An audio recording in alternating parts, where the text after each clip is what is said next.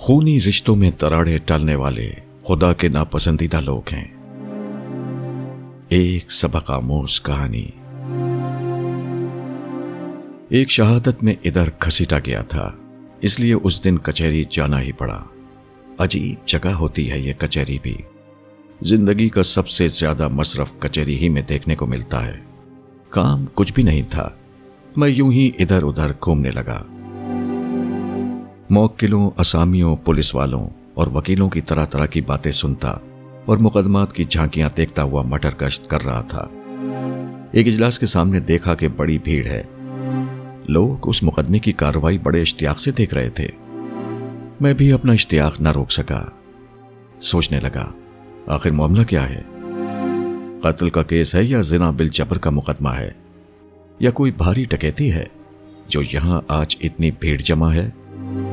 پوچھنے پر معلوم ہوا کہ میاں بیوی کی طلاق کا مقدمہ ہے۔ میرا شوق بڑھ گیا اور میں کھٹ سے عدالت کے کمرے میں جا پہنچا۔ جا کر دیکھا کہ 25 برس کی چھریرے بدن کی ایک نازک اندام حسینہ سفید ساڑی پہنے ہوئے اپنے تمام تر حوصلے اور جرأت سے دل کی گھبراہٹ کم کرنے کی کوشش کر رہی ہے۔ پھر بھی اس کے چہرے پر ہوائیاں اڑ رہی ہیں۔ شرم کے مارے آنکھیں اوپر نہیں اٹھ رہی ہیں۔ عدالت کے کمرے کی وہ غیر معمولی بھیڑ جیسے اسے اپنے بوجھ سے کھل رہی ہے اور وہ بوقت تمام سانس لے رہی ہے۔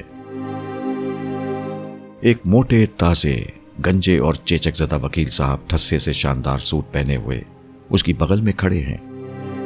گویا اس لامحدود دنیا میں ایک وہی اس حسینہ کے مونس و غمخوار ہیں۔ اس نوجوان لڑکی کی گود میں ایک 3 برس کا بچہ بھی تھا۔ بچہ بے حد خوبصورت اور تندرست تھا۔ گورا بدن، اس پر صاف کپڑے پہنے ہوئے تھا اور وہ بڑے اشتیاق سے کمرے کی بھیڑ دیکھ رہا تھا۔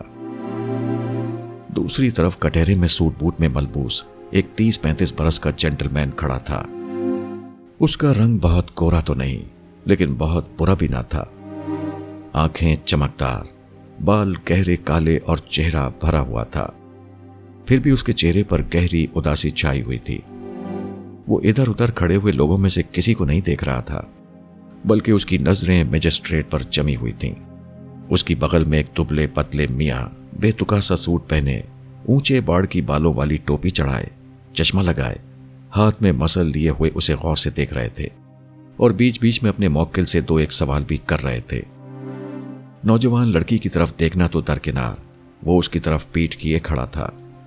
نوجوان لڑکی کا بیان ہو رہا تھا۔ وکیل صاحب اس سے انتہائی شیریں لہجے میں خوب آہستہ آہستہ سمجھا کر اپنے کرخت لہجے حسب توفیق میٹھا اور نازک بنا کر ایسی چالاکی سے سوال کر رہے تھے کہ جواب انہی کی خواہش کے مطابق دیا جائے، اور وہ نوجوان لڑکی جیسے بے پناہ دکھی ہو، انتہائی طور پر بے دلی اور غیر دلچسپی سے دبی زبان میں ان کے سوالوں کا جواب دے رہی تھی۔ لیکن یہ صاف نظر آ رہا تھا کہ یہ سب کچھ اسے اچھا نہیں لگ رہا ہے اور وہ کسی طرح سے وہاں سے بھاگ کھڑا ہونا چاہتی ہے۔ پھر بھی بیچ بیچ میں ایک جھنجھلاہٹ اور غم انگیز غصے کی ایک لہر اس کے ہونٹوں پر اور آنکھوں پر رہ رہ کر کھل جاتی تھی، اور اسی کے سہارے وکیل صاحب کا کام چل رہا تھا۔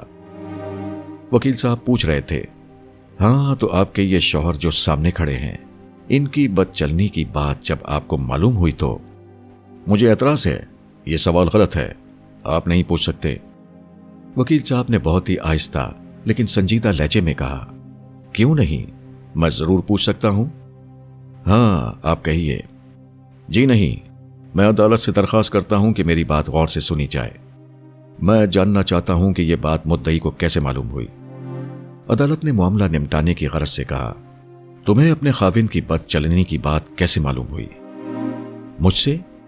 اس حسینہ کے منہ سے ابھی تک ایک لفظ پورا نہ نکلا تھا کہ وکیل صاحب نے اونچی آواز میں کہا، تم نے انہیں خود دیکھا؟ نوجوان لڑکی نے آہستہ سے کہا، مجھ سے کہا؟ میں اعتراض کرتا ہوں، مسمات سنی ہوئی باتیں بیان نہیں کر سکتی۔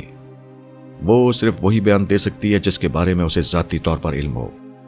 یہاں صاحب جب زور زور سے یہ باتیں کر رہے تھے تو عدالت کا اور دوسرے لوگوں کا دھیان بھی ان کی طرف کیا۔ لڑکی کی گود میں جو بچہ تھا اس کا دھیان بھی اس طرف کھنچا۔ اس نے گھبراہٹ محسوس کی۔ اس نے کم سے کم یہ محسوس کیا کہ اس کی ماں کو اس شخص نے کچھ کہتے کہتے روک دیا ہے۔ लेकिन इधर देखते ही उसका ध्यान फिर पीठ की तरफ खड़े हुए अपने बाप की तरफ चला गया, जो बड़ी संजीदगी से मजिस्ट्रेट की तरफ टिकटिकी बांधे खड़ा रहा था। न जाने उस बच्चे ने बाप को कब से नहीं देखा था। शायद हफ्तों गुजर गए थे। शायद वो पापा को भूलता जा रहा था।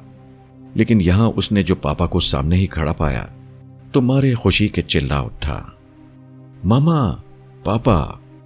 उसने दोनों खूबसूरत गोरे गोरे हाथ बाप की तरफ फैला दिए और उसने अपने आप को मां की गोद से करीब करीब बाप की तरफ लुढ़का दिया। लेकिन बाप ने उसकी तरफ एक आंख उठाकर भी नहीं देखा। वो उसी तरह बेजान मूर्ति की तरह अदालत में खड़ा मजिस्ट्रेट की तरफ देखता रहा। इधर नौजवान लड़की ने बच्चे को जोर से गोद में कसकर डांट कर कहा, चुप रहे। बच्चा अदालत के आदाब से लायन था। उसने बुरी तरह चिल्लाना और मचलना शुरू कर दिया। वो बाप की गोद में जाने के लिए अपनी तमाम तर ताकत से रोने लगा। अदालत का काम रुक गया। बच्चा बहुत ही खूबसूरत था। वो अपनी मां की गोद से बाप की गोद में जाने के लिए मचल रहा था। मजिस्ट्रेट और भी तजब्जुब में पड़ गया। उसने पुरसुकून अंदाज में कहा, आप जरा बच्चे को चुप कराइए। नौजवान लड़की ने होंठ काटकर बच्चे को और भी कसकर शिद्दत से अपने सीने से लिपटा लिया।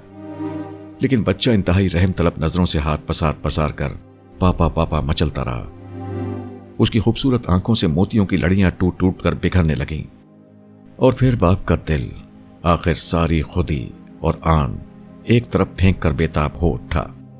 वो भूल गया कि वो अदालत में खड़ा है और उसके सामने तलाक का मुकदमा है। उसने घूमकर दोनों हाथ बेटे की तरफ फैला दिए। उसकी आंखों से आंसू बह निकले। उसके कांपते हुए होंठों से रुंधी हुई आवाज में निकल गया, मेरे बेटे, मेरे बेटे। उस हसीना का मुंह भी उधर मुड़ा। न जाने गुस्से और गैरत के कितने असबाब उसकी आंखों के सामने आ खड़े हुए। उसने पूरा जोर लगाकर बच्चे को अपनी गिरफ्त में और भी कस लिया। वो घूमकर अपने शौहर की तरफ पूरी तरह पीट करके खड़ी हो गई। बाप के हाथ फैले के फैले रह गए। उसकी आंखों में आंसू भर रहे थे। उसके रुंधे हुए गले से बेटा बेटा के अल्फाज निकलते ही रहे और शिद्दत जज्बात में उसके होंठ कांपते ही रहे। अदालत, वकील और अमला सब बेबस थे। देखने वालों के दिल कांप रहे थे। न जाने किसने ऊंची आवाज में कह ही दिया, दे दो बेटे को बाप की गोद में। अरे दे दो, इतनी बेरहम ना बनो। जरा बाप और बेटे की तरफ तो देखो, इनके दिल तड़प रहे हैं। कहने वाला शायद कोई बूढ़ा था। ये मंजर देखकर वो खुद तड़प उठा था। उसकी आवाज में एक अजीब दर्द था। उसकी आवाज में आवाज मिलाकर दूसरों ने भी यही कहा, अरे हां हां दे दो, नन्हे से बच्चे का दिल तो ना तोड़ो। अरे वो देखो हिचकियां लेकर रो रहा है।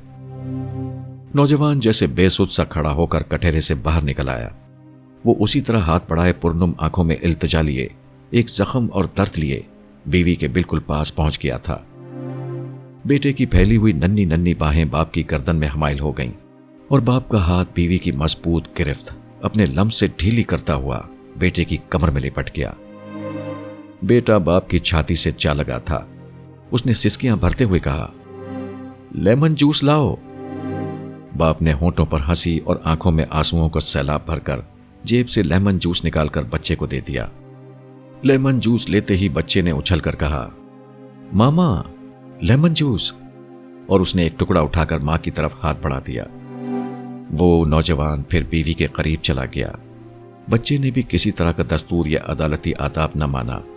मां की बहुत सी मुखालफत और मना करने पर भी अपने पुराने दस्तूर के मुताबिक लेमन जूस का एक टुकड़ा मां के मुंह में ठूंस दिया। सब देखने वाले हंस पड़े। मजिस्ट्रेट चुप था। बच्चा बाप की गोद में था और बच्चे का एक हाथ उनकी गर्दन में कसता जा रहा था। बच्चा कह रहा था, मामा घर चलो, मैं पापा के साथ चाय पीऊंगा।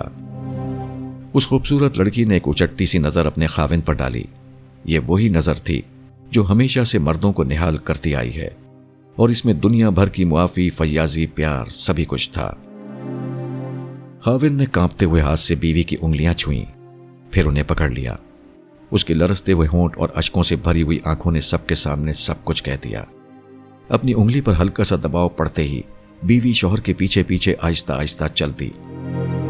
दोनों के दरमियान वो बच्चा था जिसका एक हाथ बाप की गर्दन में था और दूसरा मां की गर्दन में। वो अदालत से बाहर आ रहे थे। देखने वाले खुशी से वाह वाह कर रहे थे। बूढ़े महमूद ने दिल्ली की टकसाली जबान में कहा, वाह बेटा वाह, तूने सब वकीलों के कान काट लिए। क्या मुकदमे का फैसला किया है? मजिस्ट्रेट ने उठकर फाइल एक तरफ फेंक दी। दोनों वकील बुड़बुड़ाते हुए अदालत से बाहर आ गए। माँ बाप और बेटा तीनों एक तांगे में सवार हो रहे थे और अदालत के बाहर खड़ी भीड़ उन्हें इस तरह घेरे खड़ी थी जैसे बारात में दूल्हा दुल्हन खड़े हो रहे हों।